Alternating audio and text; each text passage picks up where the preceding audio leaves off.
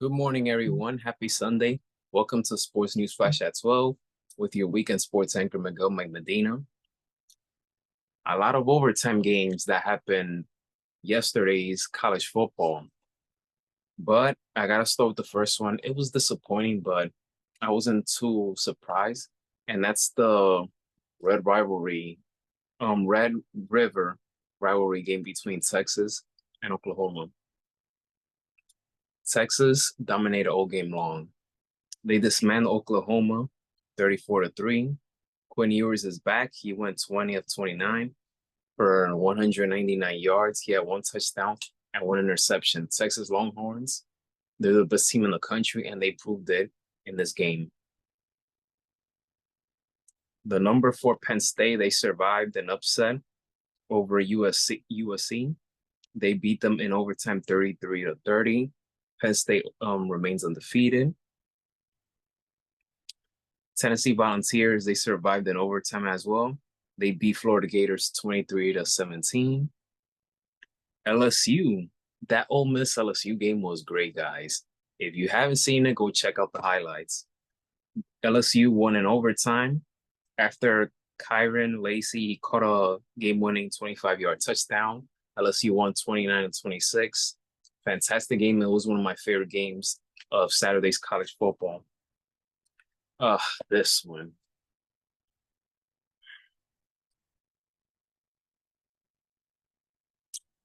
Ohio State Buckeyes.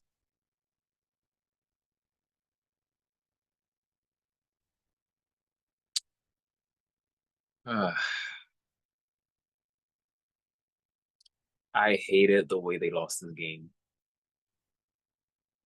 I really hate how they lost this game.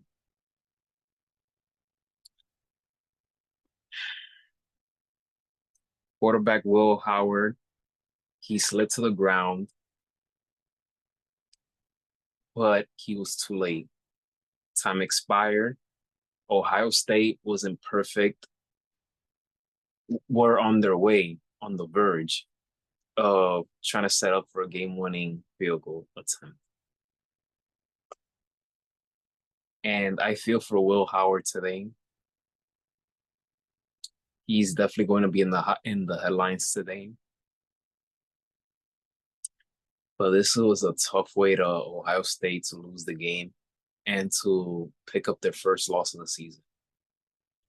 Suffer their first loss of the season to the Oregon Ducks. They lost the game 33-32.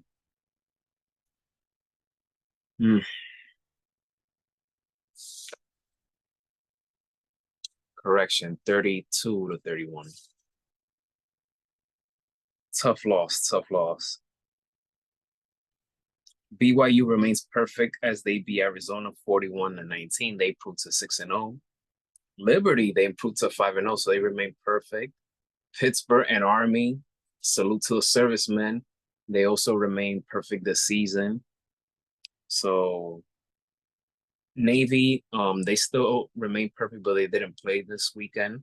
It's their bye week, so we have to see how they perform next week. But I'm so happy for teams like Army and Navy who remain undefeated. Salute to the servicemen. Off to MLB. The Cleveland Guardians, they're moving on to the American League Championship Series after defeating the Detroit Tigers 7-3 in the winner-take-all game. They snapped their 8-game winner-take-all losing streak.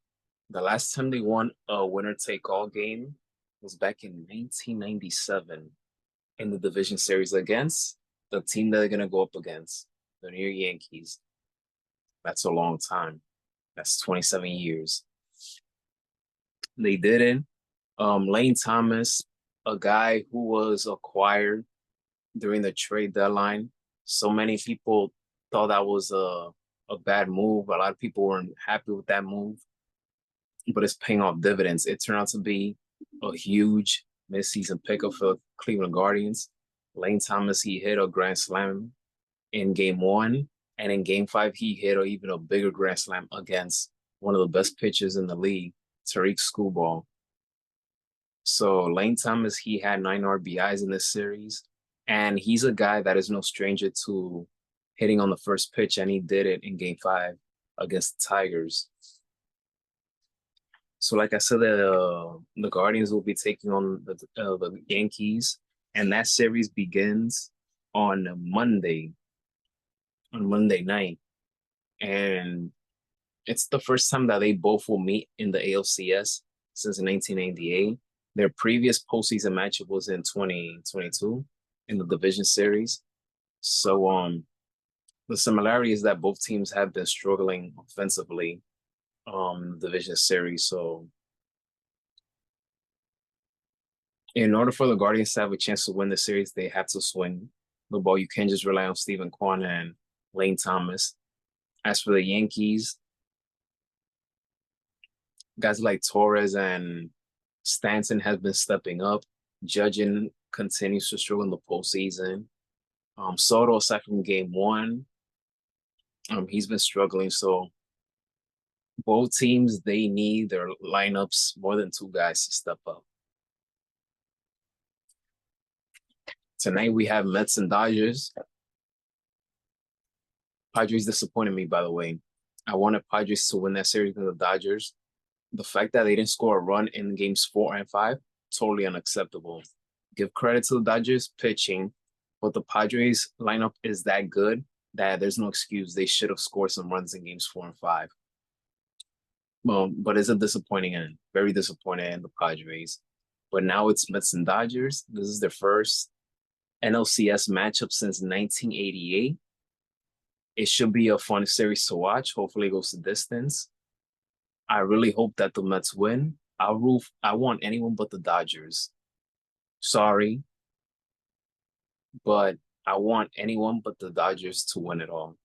Anyone but the Dodgers, I'm totally cool with it.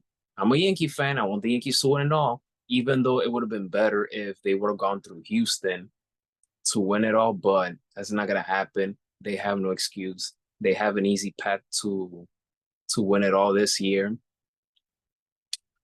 But I will say that if the Yankees go to the World Series, the ratings for the World Series will go through the roof because whoever wins between the Mets and the Dodgers, it's going to be a must-see World Series, whether it's Yankees-Mets or Yankees-Dodgers. It's going to be a must-see World Series. So, but again, Mets and Dodgers, Game 1 tonight. It will be Kodai Sengai against Jack Flaherty, former Detroit Tiger.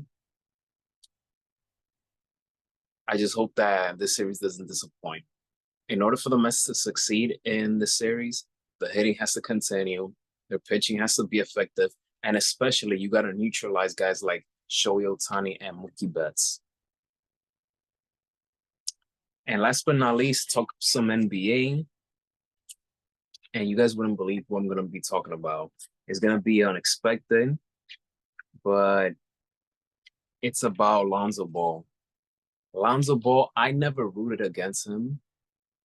His father, to a certain extent, was very annoying, but he's a marketing genius.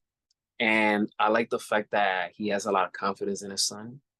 Lonzo Ball, to this day, I still root that he does well, but it's just torturing.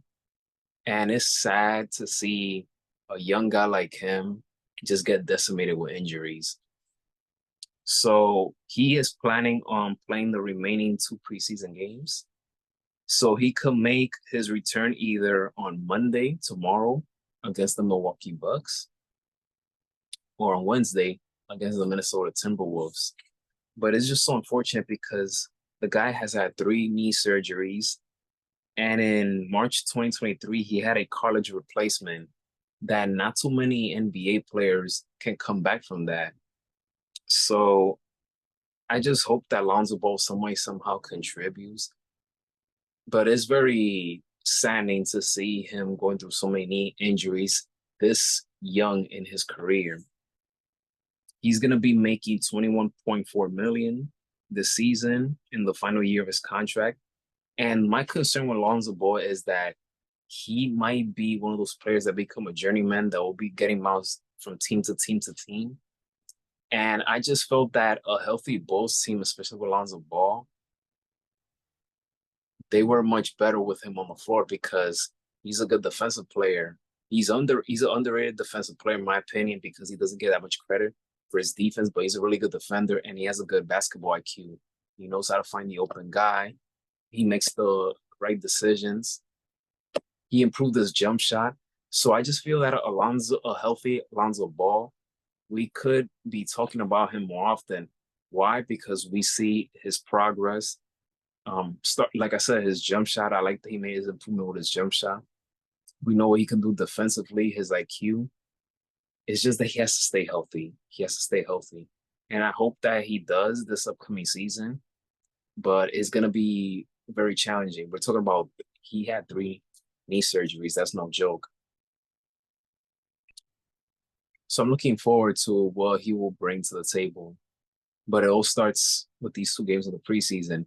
He's been practicing full contact 5-on-5 scrimmage with his team. So far they're liking what they're seeing.